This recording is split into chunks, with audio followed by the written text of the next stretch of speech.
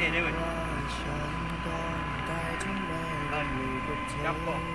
หน้ามึงโฟกัสกบเอาวลังเบลอเอา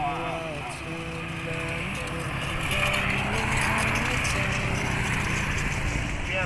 ถ้ายังอาจจะได้อีกพวกที่เวลาแบบนี้เพชร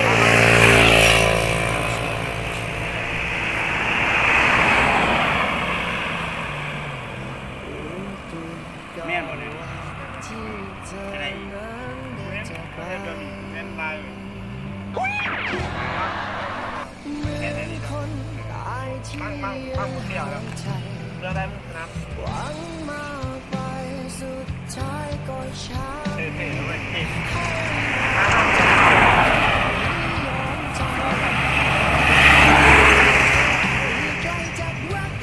ช่วงหน้ามันขึ้นหน้าเลยต้องหนี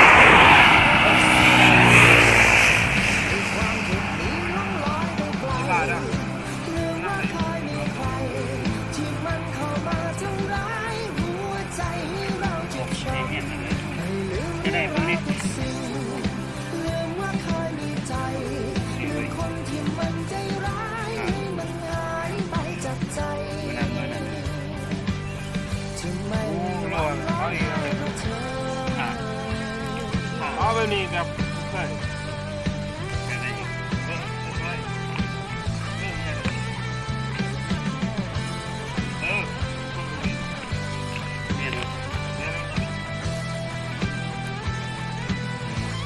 ผ่านแล้ว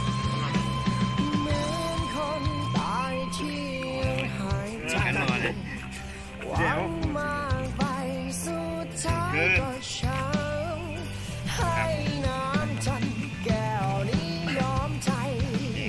พี่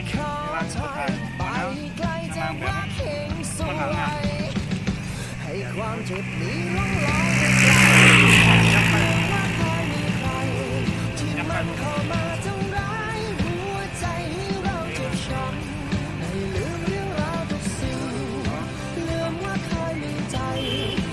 จับหัวมันร้าย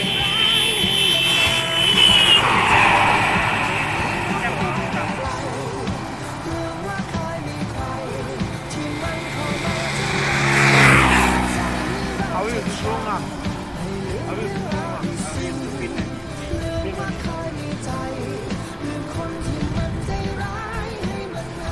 ได้ยินเสียงเครื่องไหม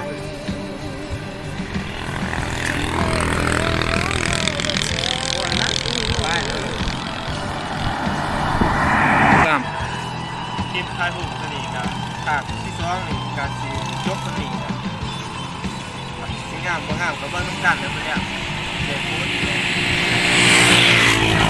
ทางก็ไหลเบิ้งตามแช่น้ำเดี๋ยวเด้อคนเรียนผู้วิทย์ก็พาไม่นิ่งอ่ะอยากให้เอาเฮ็ดที่พี่ยังก็คอมเมนต์มากทางทางเด้อเดี๋ยว